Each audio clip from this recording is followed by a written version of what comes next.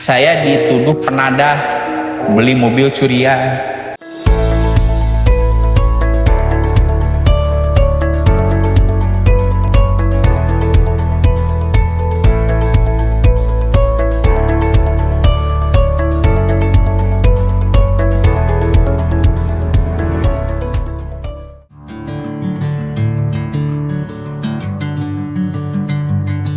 Kalau saya jual beli itu dari tahun 97 pas waktu SMA.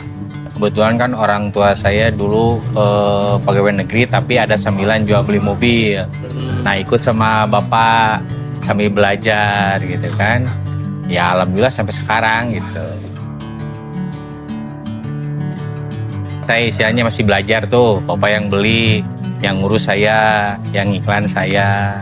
Nah nanti dijual ini ada untungnya berapa. Nah kasih ke orang tua, saya dikasih sama orang tua gitu. Kebetulan dulu bapak saya berpesan gini, ini bapak kasih modal, nah buat kamu ke depannya, misalkan buat nikah nanti, buat melanjutin kuliah gitu kan. Jadi kebetulan sama bapak dikasih modal, pas mungkin udah agak bisa berjalan sendiri, nah sama orang tua saya dikasih satu mobil, silakan kelola sendiri ini mobil, untungnya buat kamu, buat bekal kamu kuliah, jadi jangan minta lagi ke orang tua lah intinya gitu. Masih ingat saya pertama itu mobil ini apa namanya tuh, Peugeot 505. Waktu harga masih 10 juta. Itu teh kalau dulu mah lumayan lah, laku 15. Kalau jual beli sih kalau sama sekarang enakan zaman dulu. Bedanya kalau sekarang ya mungkin karena kan zamannya udah beda kan, sekarang zaman digital segala macam kan. Persaingan juga. Kalau dulu kan cuman ngandelin dari surat kabar, iklan PR gitu kan, kalau di Bandung pikiran rakyat ya. Jadi belum ada calo, belum ada apa. Kalau dulu kan konsumen ke penjual langsung, nggak ada mediator atau apa. Dulu saya kuliah pakai uang sendiri, nikah juga uang hasil dari jual beli gitu kan. Sampai saya sebelum nikah saya udah punya rumah 2. Gitu, nikah juga ya istilahnya rumah juga udah sama perabotannya lah, udah tinggal masuk. Dukanya ya namanya usaha kan kadang-kadang ada keplesetnya, kayak misalkan ada ajakan teman ngajak bisnis yang lain. Pernah saya dulu ajakin bisnis main di kain. Saya main di kain, beli ke Jakarta tuh 1 kontainer, inget lah tahun berapa ya, kurang lebih sekitar tahun 2005 kalau nggak salah. Saya beli kain tuh 1 kontainer 80 juta. Teman saya bilang, oh ini tinggal masukin ke Cigonewah. 20 juta udah di tangan, nggak taunya datang ke ini malah jadi sampah. Ya namanya jual beli kan usaha gitu ya, khususnya kalau usaha kan pasti ada aja lah. Tidak selamanya mulus jalan tuh kan, ada kalikunya. Yang paling parah itu 2016 sampai saya jual rumah, sampai saya jual semua aset. Akhirnya saya sama istri jual dari nol lagi. Pagi-pagi saya jual nasi uduk, sore saya jual gorengan. Nah itu hasil dari itu dikumpulin buat beli mobil lagi. Jadi sampai sekarang tuh saya jadi ada trauma kalau saya beli unit di daerah Sukabumi. Jadi saya dituduh penadah beli mobil curian. Padahal BPKB ada, SNK ada. Saya beli juga dari perusahaan leasing lelangan. Nggak tahu itu permainan atau apalah, saya nggak tahu. Sampai akhirnya saya urusan dengan polisi kurang lebih sekitar 5 bulan lah. Saya bolak-balik Sukabumi. Mobil diambil.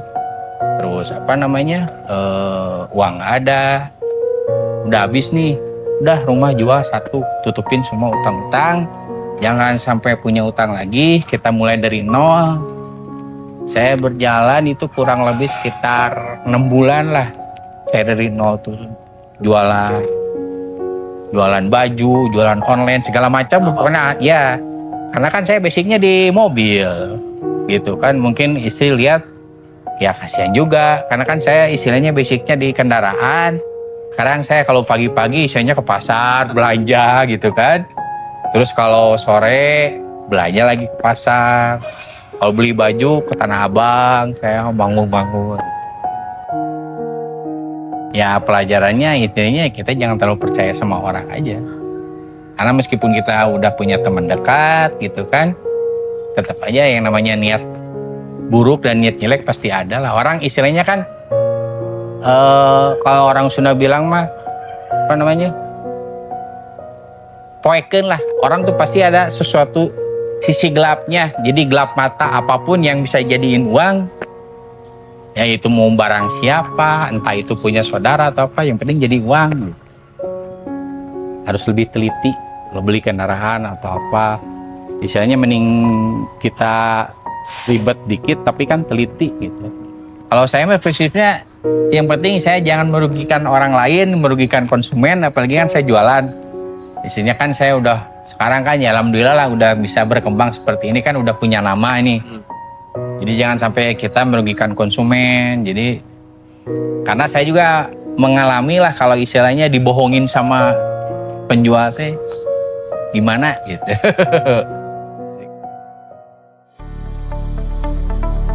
Ya, kalau di BMT kan syariah. Jadi kan istilahnya kalau ada keterlambatan kan nggak ada denda gitu kan, nggak ada penalti. Jadi kalau misalkan pas saya ini belum ada nih buat setoran buat basilnya, minta waktulah. Oh ya nggak apa-apa. Kan kalau ke yang lain nggak bisa. Mau tidak mau kan harus misalkan jatuh tempo tanggal 10 ya harus tanggal 10, lewat tanggal 10 kan kena bunga lagi gitu kan. Saya tertarik dilihat dari omongannya, karena kan omongannya enak, terus juga berbasis syariah kan, Islam. Jadi kalau lihat dari ini kan tidak ada yang dirugikan lah. Saran saya kalau buat rekan-rekan semua gitu ya, kalau misalkan mau ngambil lembaga pembiayaan, coba ambil yang syariah aja. Soalnya beda lah sistemnya dengan yang konvensional. Dari waktu, dari persyaratan, terus dari cara kerja juga beda.